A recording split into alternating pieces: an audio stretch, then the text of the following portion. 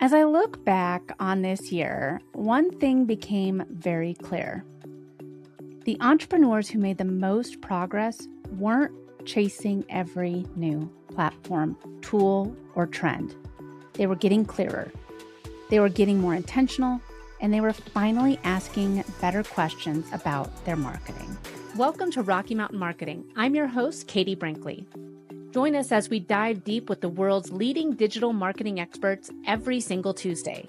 It's all about giving you the strategies that are working right now, directly from those who are making an impact. With my 20 years of experience, I'm here to help you navigate the world of digital marketing. Whether you're looking to sharpen your skills or transform your business, you're in the right place. Let's get started on today's journey to success. Welcome back to this week's year-end episode of Rocky Mountain Marketing. 2025 is coming up to a close. And when I looked back at the data from Rocky Mountain Marketing this year, the downloads told a story. People weren't asking, how do I post more? How do I grow faster?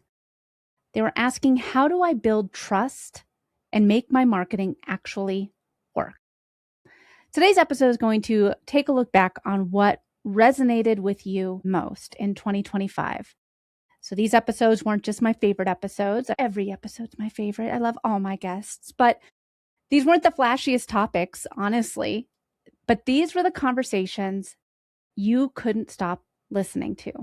So for this year-end episode, I'm counting down the most downloaded episodes of the year, the ones you kept coming back to because they focused on strategy over trends, substance over shortcuts, and building businesses that actually last. If you've listened to all of these, consider this your reminder. If you've missed a few, you're about to hear why they mattered. So let's get into the top 10 episodes that mattered the most to you, dear listener of Rocky Mountain Marketing, of 2025. Number 10 on the list is your podcast legally protected? What every creator should know, with none other than Gordon Firemark. This episode earned its spot because it addressed a blind spot for so many creators. Gordon explained why legal protection isn't about being paranoid. It's about being professional.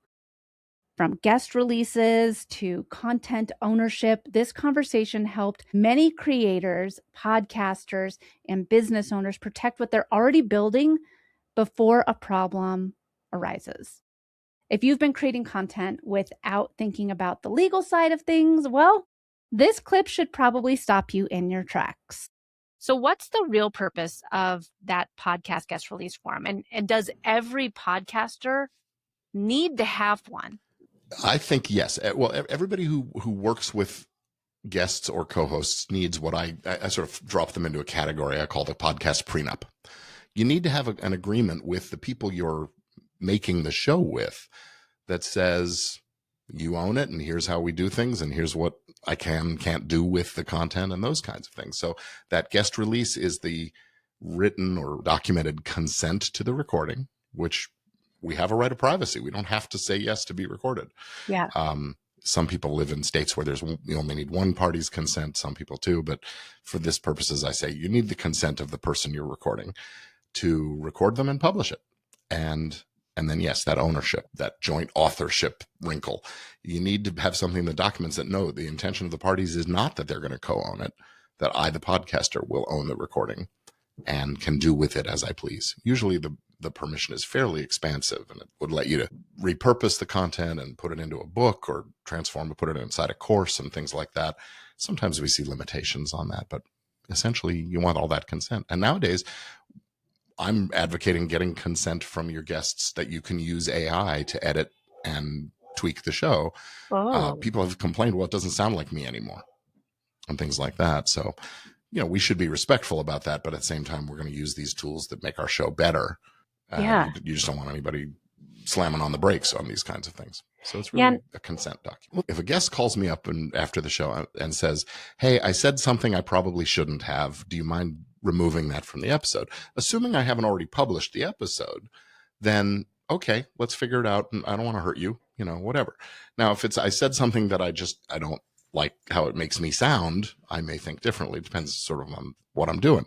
Yeah, so, it's just a practical be a good person kind of an approach to the hosting side of it. If they're talking about, and this is one that actually comes up fairly often, is someone is they go on a show and they're talking about their abusive ex-husband. Well, ex-husband doesn't think he was abusive, and maybe it was subtle kind of abuse or whatever, but now this person is being portrayed as a spousal abuser. And if it's not true, that's defamation. Defamation is a false statement about a person that causes harm to their reputation when it's published. So now the guest is engaged in the defamation, but you can be liable as the host also. All right, moving right along to the top 9. So number 9 on the list here, the podcast blueprints that drive business with Megan Doherty. So this episode resonated because it gave everybody who's ever wanted to have a podcast or currently has a podcast something they desperately want: clarity. Megan broke down why not every podcast should have the same goal and how choosing the right blueprint changes everything from content to conversions. So if you've ever wondered whether a podcast is actually worth your time and it will help your business, this clip helped answer that question. So the business podcast blueprints are kind of the framework that we use to design shows. And there are ultimately 5 high-level reasons for a business owner to have a podcast. There's thought leadership, audience engagement, relationship building, content, and conversions. And when you podcast for a long time, you're going to get benefits kind of from all of those pillars. But it's important that one is the most important so that you can have focus and so that you don't try to do a show that's trying to do 2 conflicting things. Within the blueprints, there's a whole bunch of different individual business outcomes or metrics that you can track. And as long as it doesn't conflict with your main business blueprint, you can pick whatever you want, mix and match, and design a show that really works for you. And so, between downloads and referral partnerships and sponsorship dollars and labor cost savings, new content created, you can pick what's most important to you in your business, make sure that it fits under your blueprint, execute on it, track the results, and presumably podcast very profitably. And that's kind of what we learned over the first 5 or 6 years that we were producing these business podcasts. And we sort of distilled it down into this framework. Can you give an example of how someone might choose like a thought leadership show versus an interview-based like networking show? Absolutely. So kind of my goal as a business owner, if I decided I wanted to completely change my personality and then become really famous and really well known and build a huge audience, I might decide to have a thought leadership show. And for that, I would make sure that the types of conversations, if I have guests at all, I'm going to want to make sure that I'm having conversations with equals where, I'm not spending all of my time shining the light directly on them. I'm getting my own ideas out there, my own content out there. And sometimes I'm definitely doing some solo episodes so that I can kind of keep all of the spotlight on me and my company as well. And I'm probably going to invest more in external promotion because I want more people to see it. So I'm going to be sending that to, the bloggers that I know. And I'm going to be maybe investing a little bit in paid traffic for those episodes because the goal is to get more people hearing what I've got to say. Contrasting that with the relationship building show, ultimately the audience for that one is really the guest. Of course, the listening audience matters and you want to create good content that they're going to enjoy, but really you want to be building that relationship. So for that type of show, I'm going to think about the type of relationship that I want to have. Is it referral partnerships, collaboration partners, even potential clients, and seek to talk to people like that. And I'm going to invest a lot in making sure that the whole process is very smooth. I want them to know exactly what's going on. I want it to be very easy for them. I might do a prep call. 8 on the list is how to crisis-proof your brand in 5 simple steps with Mike Swenson. This episode got a lot of attention because it talked about something most business owners avoid until it's too late. Mike shared why having a crisis plan isn't about fear, it is about leadership. This clip resonated because it reframed crisis management as a proactive strategy, not a reactive scramble. So if you're building a brand meant to last, this conversation was a wake-up call. There's 5 steps in crisis track. Number 1, and they're all important, but this one is the most important, is you got to have a crisis team. So if you have a small company of 5 or 10 people, you may have 2 or 3 people be the team. If it's a 50-person company, you have 6 to 8 people might be on the team. But here's the point is you have a marketing team, you've got an HR team, you've got a social media team, maybe you've got teams for every other aspect of your business. Put a crisis team in place. designate those people and say, this is now part of your responsibility. Then it becomes part of the hiring process. We need to hire somebody that can do this, but also we're looking for somebody to be a part of our crisis team to cover this area. So put a team together. Now, when the crisis occurs, you don't need to sit down and think who's going to handle it. We know who's going to handle it. So you get a team in place. The next step that team does in concert with the leader of the organization, and it's important, the leader is not the leader of the crisis team, by the way, just as they would not appoint themselves to lead every part of their company. If they're, even a 10-person company, they will appoint somebody to be the leader of the crisis team. Get that team in a room, and they need to come in and think of every possible risk that can occur to this company, okay, this organization. And whenever we did this, Katie, with an organization, it was an eye-opening experience, because if you and I are on that team, you'd come in with your list, I'd come in with my list. Some of them would overlap, but I'd have some you didn't have, you'd have some that I didn't have, and we both looked at each other and go, oh, wow, I never even thought about that. So now we've got the room ringed with paper, and I like to do it the old-fashioned way, not on the screen, but I mean the big Post-it notes all around the room, because now it's like, okay, we're in. We now understand that there are 100 things that could go wrong. And we just came up with them in the last hour. Third step is, let's go through a process. Certainly, everybody's had something bad happen they had to deal with. Try to go back and map that out. What was the first step that was taken all the way through to the end of the crisis? And kind of get a sense of, here's how we've been handling things. Okay, now let's set that aside, and let's decide now, what are we going to do? Step 1, step 2, step 3, step 4. Every crisis is going to be different. All right, number 7 on the list, how to turn your website into a 24/7 sales machine with Wes Towers. So this conversation hit home because it challenged the idea that your website is just a digital business card. Wes explained how AI, podcasts, and brand mentions all work together now, and why visibility isn't about being everywhere, but being strategic. Oh, honestly, Wes spoke my love language. So this episode reminded you that your marketing ecosystem matters more than any single platform.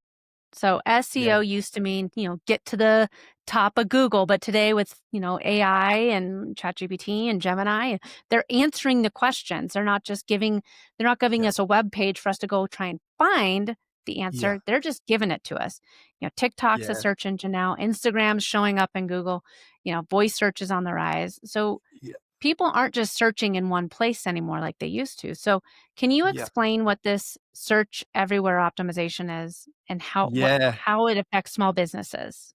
Yeah, so that's right. So, and I know it sounds overwhelming because everywhere's a lot of places, and even to be on every social platform would be incredibly difficult. But the ideal is to focus on the core few platforms that your target market hang out in. So what makes best sense, and to have a minimum in my view, have a minimum viable footprint on the other platforms as well. So you can repurpose, you optimize for the very best platforms, and you find ways to get that message syndicated across as far and as broadly as you possibly can, broadcasting like an old school broadcasting sort of philosophy in that way. To be honest, that's why I'm podcasting. That's why I'm guesting on podcasts and so on. I enjoy speaking, but it's probably, in my view, one of the strongest ways to optimize across platforms, because all of a sudden, it's not just you sharing your own information.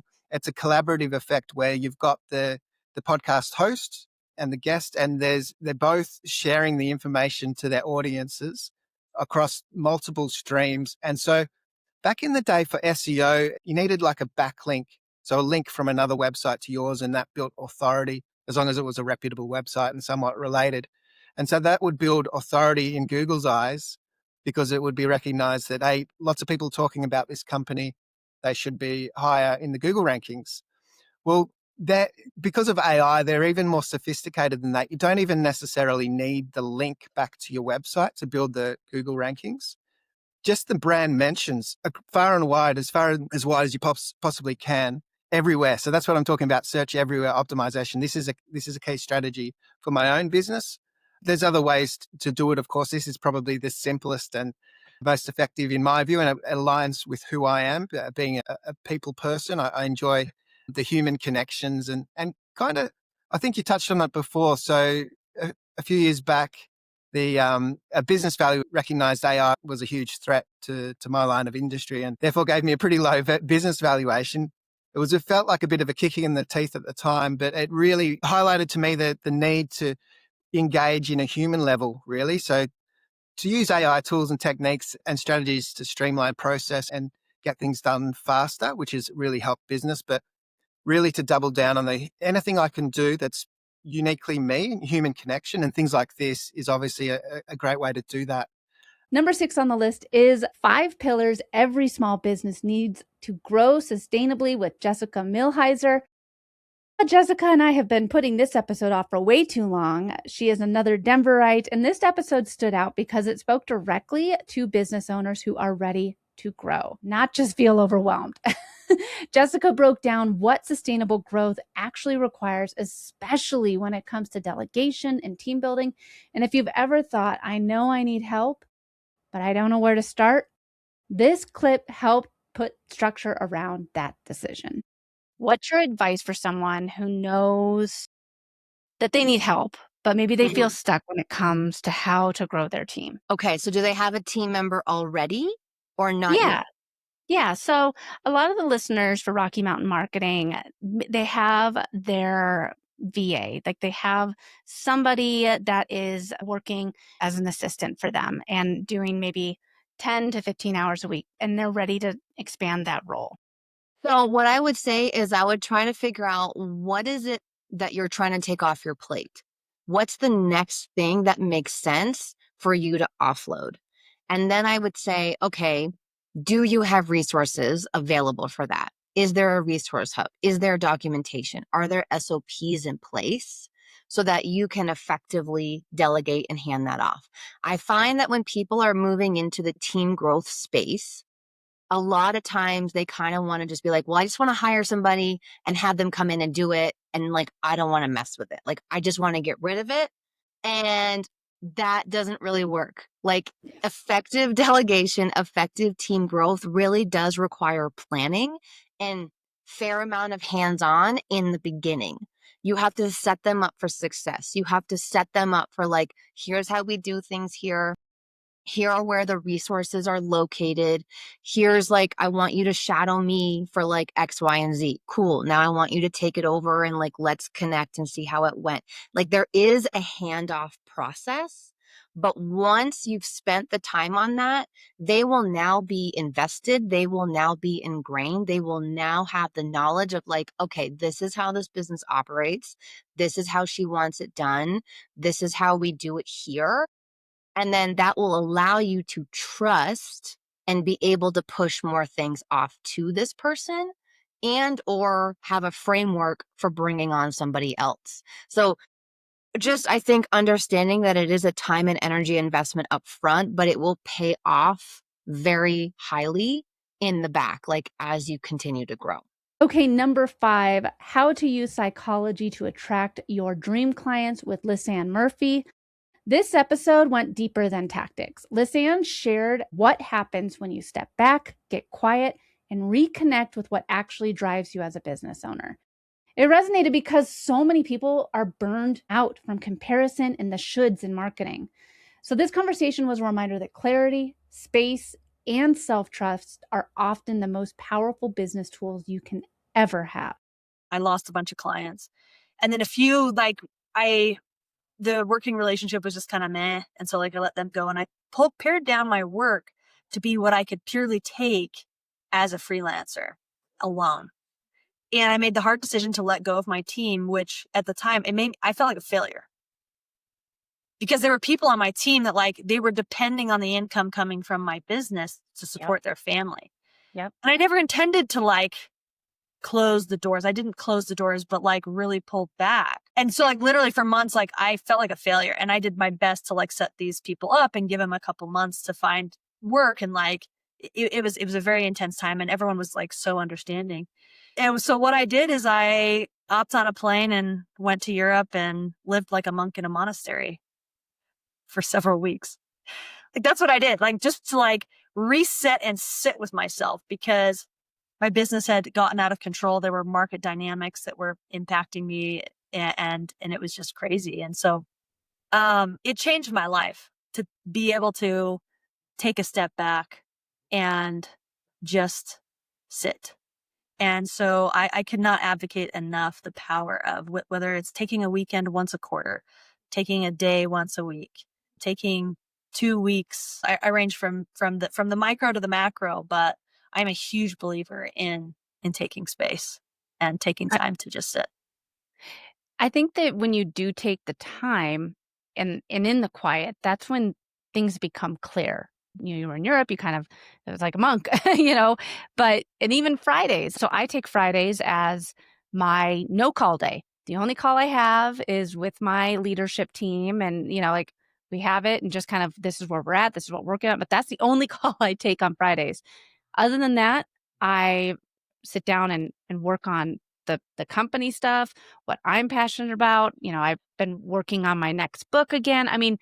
And this just allows me to find the clarity of what it is that's still driving me as an entrepreneur, as a business owner, especially with social media. We get so caught up in the comparison game that sometimes I think it's really easy to lose our way and say, oh, well, I should be doing this. I should be doing that. I need to be doing this. And then sooner than we realize, we're not following our own path and our differentiator to attract our dream clients. Right.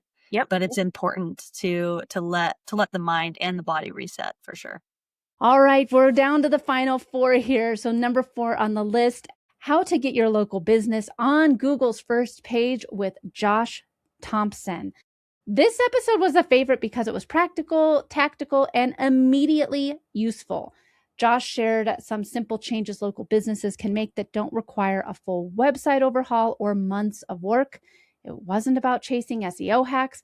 It was about understanding how people are actually searching and making sure your business shows up where it matters. So if you're a local business owner, this clip will probably save you a ton of guesswork. What are 3 quick wins that they could implement to improve their local SEO today? Yeah. Number 1, just make sure that your website, especially if you only have like one location, right? Point your website to your city. I see this miss a lot. People want to go to let's say your homepage is the most important page on your website. You run a plumbing business, once again, in Denver. That's your business, okay? But your homepage says John's Plumbing. Well, that's okay, but people are searching for plumber in Denver. So why not put that at the top of your website page in the title, right? Go target specific searches people are making, right? And if you don't know what those are, you can always go to your Google business profile and go to the performance tab at the bottom. It shows you searches that you're showing up for. That's a great way to find little pieces that customers are looking for, right? Mm-hmm. That's kind of number 1. Number 2, make sure you have pages for every service that you offer, right? So if I keep going back to the plumber, if you do water heaters, make sure you have another page that says like water heater services in Denver.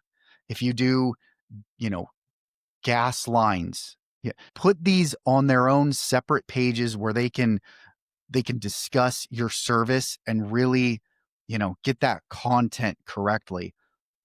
Then number 3, I would just say, especially on your Google business profile, go through and look at what your competitors are doing and just get an idea of if there's anything you're missing on your profile and just go through and fill everything out. That can be really helpful. There's a service and a product section on your Google business profile as well. So if you just go list all your services there's a high degree of likelihood that, maybe it's only 1, 2, 5, 10 people a month find you from those, but that adds up, right? Mm-hmm. So I think just doing a little bit of customer research and then looking at your own assets a couple hours a month even, that's a really good habit to get into just so you can see what is everybody else doing? Where am I at? Number 3 on the list, how to make ChatGPT sound like you using human-first AI marketing with Mike Montague. AI, it was everywhere this year, and that's exactly why this episode mattered. Mike and I talked about something most people skip right over, Just because you can move faster doesn't mean you should. So this conversation reframed AI as a tool to support trust, not replace it. And it reminded us that speed without credibility doesn't build real businesses. So if you've been experimenting with AI but are worried about losing your voice, this clip explains why human first still wins. Let's just talk about philosophy for a second, because human first AI marketing, what does that even really mean? Why do you think that human first AI marketing is extremely important right now? Well, it's interesting. I saw you just had Sarah Nay on your podcast recently, and she talks about trust first marketing, and obviously we're aligned there. Our parents were actually growing up together in Kansas City. So she grew up in Kansas City. Her dad and my dad was like a sales guru. Her dad was a marketing guru. And it, to me, that goes back to all of those things that we've known for a long, long time, which is that there's certain things about human psychology, trust building, the way people buy and get to know, like, and trust somebody. Her dad, John Jantz, wrote about the marketing hourglass and how you get people to know, like, trust you, and then buy, repeat, and refer. And I find it fascinating that AI tools speed everything up, but trust is a slow process. And so it kind of inherently works against one another. And that's what makes it so important right now at this moment, is that everything is getting faster. And when it gets faster, the trust lowers, the reliability comes down, your credibility comes down, because anybody could have made this. Just mistakes increase, and there's no actual human contact or interaction to build from. So I think it's weird, but I don't know if it's my age. You can tell me, Katie, but I think we've gotten to a point where we officially need to slow things down instead of speed them up, which is crazy, because for thousands of years we've been trying to speed up business. It's crazy. Yeah. And I agree. I was just talking to my best friend on the phone yesterday, because she was saying, like, that she's working with trying to develop some of these different AI agents to build and all this. And I was like, you know what? At the time of this recording, Chat GPT 5 just came out a few, was it a week ago or was it 2 weeks ago? I don't even know. Maybe it was a few days ago. I don't even know anymore. But things move so fast. And I was like, you know what? Just give it like next quarter. Don't worry about building these agents. I'm sure, ChatGPT is just going to be able to even just say, build the agent for you. So it's, who knows? Things move so fast today. You bring up agents, and that's what I'm really worried about. I use the Terminator versus Iron Man analogy. I'm worried that there are a lot of spammers and scammers out there that are going to go with the Terminator version of developing these AI agents and just spam the hell out of our list and just scrape everybody's email and send them this automated email. And it might be a custom, email with points and about where you live and all of this other stuff, but it still feels like spam. Number 2, my good friend Jenna Larson. Yes, turning cold DMs into warm conversations organically. This episode resonated because it challenged one of the biggest myths in marketing. You don't need a massive audience. You don't need to go viral. And you definitely don't need to be sleazy in the DMs. Jenna breaks down what it really looks like to turn conversations into conversions slowly, intentionally, and in a way that actually feels human. If DMs make you feel uncomfortable, this one probably changed how you think about them. And yeah, in 5 years, that is turned into something that we could have never imagined. But I think the answer is my need and the need of our clients was so much bigger in terms of the industry than we ever realized. So it's kind of an accident, but an amazing one. Well, it was an accident because it needed to happen. Yeah. And I think that with what you created it's the perfect marriage between how you can actually use social media as a business owner, right? Because going viral, I'm not gonna lie, I'd love to have one of these clips, from my podcast go viral, and it's oh, now I, got 1 million downloads a week. But I also would like to win the lottery. And that's kind of what going viral does. And so I think that with what Group Track does, it allows you to show up as a business owner and use social media as a tool. Right. So let's talk a little bit about how you can show up in the DMs and not feel super sleazy, because Yeah. what group track does, it does make it feel very organic. So let's talk about how you can actually show up in the DMs, not feel like a creeper, and have people actually say like, oh, well, I'm so glad you showed up here. I'd love to have a one-on-one conversation with you. Yeah. And it's so interesting. I want to just like pause on this piece that you said about going viral, because I think unfortunately that's what everybody's telling you you need to do. And for everybody listening, I just want to share this one stat with you, because I feel like maybe that will like level the playing field a little bit and kind of show you the truth, which is that you don't have to go viral. So I know Katie kind of mentioned, we collected last year over 1.2 million. The beautiful thing about that revenue is that we did it with zero ad spend, a low ticket offer. So we're not selling like a 10K program. We did it with a $157 program. And we have one team member that helps me actually do the outreach. So we don't need to have like a huge team. We have a very small following on social media. That's what's also crazy. My Facebook group has 5,000 members. My Facebook personal profile has 7,000. My Instagram, you guys are going to die. Well, it's new, so maybe that like makes me feel better. But I think we have like, I don't know, 200 followers. Like it's bad. It's new, to be fair. Like I'm going to give myself a little credit. But that's the thing. We all start somewhere. And I think that a Right. lot of times, I love the fact you said we have 200 followers, but we just started. We can be very sexy to want to just go ahead and buy some followers. Ugh, Trust me, for never the ever love. do that. Ever. Yeah. So the reason I share, right, that we did that revenue with a small following, small team, low ticket offer, and no ads, because I want to make sure that people realize you don't have to have those things. And I think it's really unfortunate that there's a lot of people out there saying that you need followers, and that makes really bad behavior, which is buying them. If we could instead say, wait a minute, think about the classic funnel. All we need to do is get leads into the funnel and then to actually follow up with them so that they see more of your content, they feel comfortable in the DMs, and they actually convert into clients. So what we teach people is like, I don't care if you have 2 people, 200, 2,000, 200,000. If you actually spend the time talking to those people, you will see sales. One of the other things that we hear a lot, and we think ManyChat is great. We think it's a huge, amazing tool. But there's this thought that comes with using a tool like that, which is, oh, they say the keyword, the automation happens, sales come in. And while I'm sure that's true for some people, I want you guys to know this statistic. The likelihood of someone buying from you on the first outreach is like 1 to 5%, right? We know the truth, which is that in order for someone to follow up, and especially if you're higher ticket, you need at least 8 to 12 follow-ups. And so if you're just relying on a tool to do one automation and get them sent the DM, you're going to have a really hard time making sales. Number 1 episode of 2025 was how to create trust first marketing without posting every day with Sarah Nay.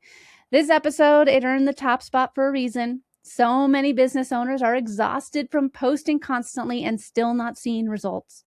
This conversation with Sarah was a permission slip to all of us to stop throwing content at the wall and start building marketing that actually supports your business with strategy first, clarity first, and trust first. If you've ever felt like you're doing all the things and none of them are converting, this clip will hit home.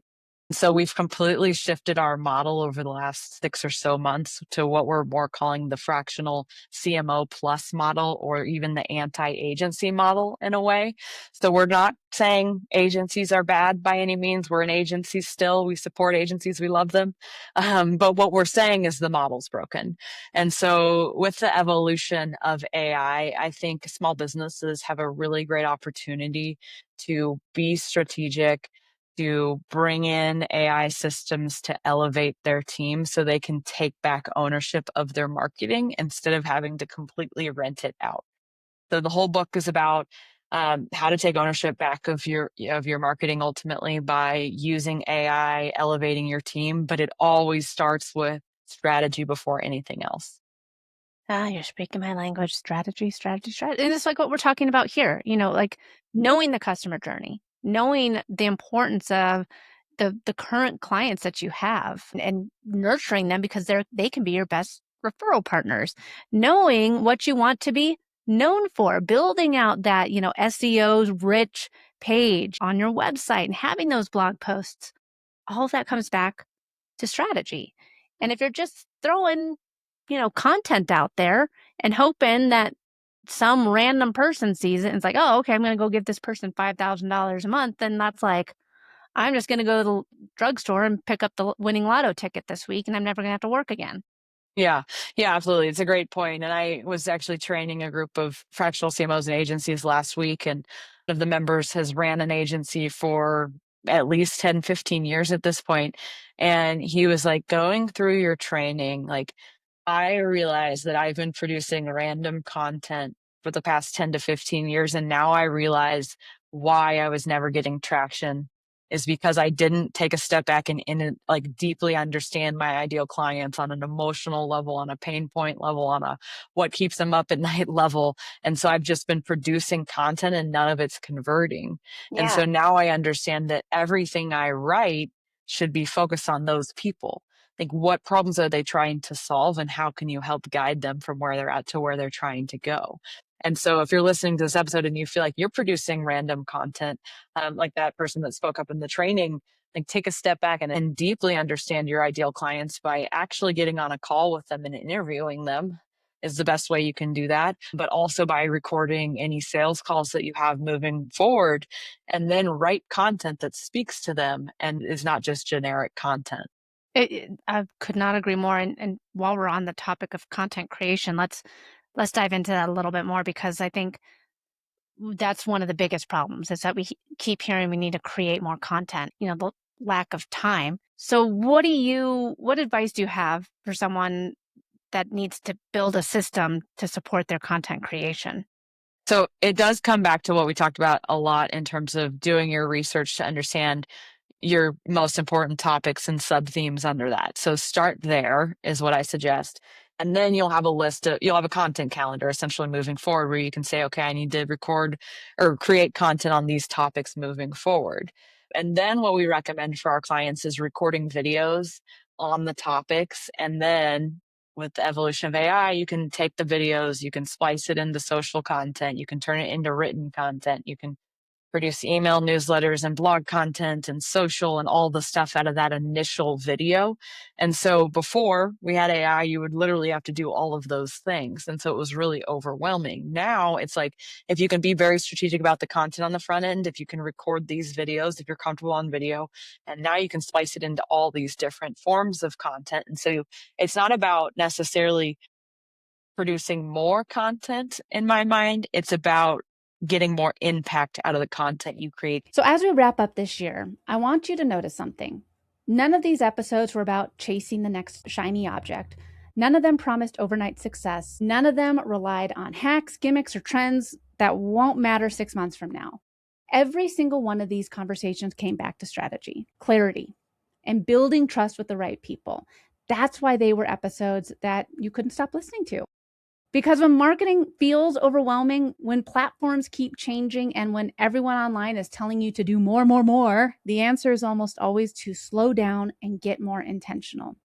So as you head into next year, my challenge to you is this: stop asking, what more can I do? Start asking, what's actually supporting the business I'm trying to build? Pick one idea from this episode, one strategy, one mindset shift, and commit to doing it well instead of doing everything, because that's how momentum is built. That is how trust is earned. And that is how marketing starts working for you instead of the other way around. Thank you so much for listening. Thank you for sharing the show. And thank you for being a part of the Rocky Mountain Marketing community. I'll see you next year. Thanks so much for listening to this week's episode of Rocky Mountain Marketing. I hope you're leaving with valuable insights and the inspiration to lead your market. If you've enjoyed our time together and found today's podcast episode useful, I have a small favor to ask of you. Please hit that subscribe button to stay updated with the latest episodes.